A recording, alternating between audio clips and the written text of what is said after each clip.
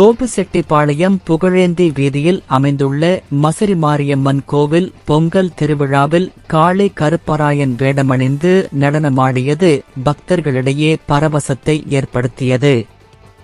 கோபிசெட்டிப்பாளையம் புகழேந்தி வீதியில் அமைந்துள்ள மசரி மாரியம்மன் மற்றும் கருப்பராயன் திருக்கோவில் பொங்கல் விழா ஆண்டுதோறும் வைகாசி மாதம் வெகு விமர்சையாக கொண்டாடப்படும். இந்த நிலையில் இந்த ஆண்டு பொங்கல் விழா கடந்த 16ஆம் தேதி பூசாட்டுதலுடன் துவங்கியது. அதனைத் தொடர்ந்து கம்பம் நடுதல், சந்தனக்காப்பு அலங்காரம், பட்டுப்போர்த்தி ஆடுதல், அம்மை அழைத்தல் உள்ளிட்ட பல்வேறு நிகழ்ச்சிகள் நடைபெற்றன. விழாவின் முக்கிய நாளான இன்று காலை மாவிளக்கு எழுதுவருதல் நிகழ்ச்சியைத் தொடர்ந்து கோபி சந்தியா வனத்துறையிலிருந்து பால் குடம் எடுத்து வருதல் நிகழ்ச்சி நடைபெற்றது. இதில் ஏராளமான பக்தர்கள் கலந்து கொண்டு பால் குடம் எடுத்து தங்கள் நேர்த்திக்கடனை செலுத்தினார்.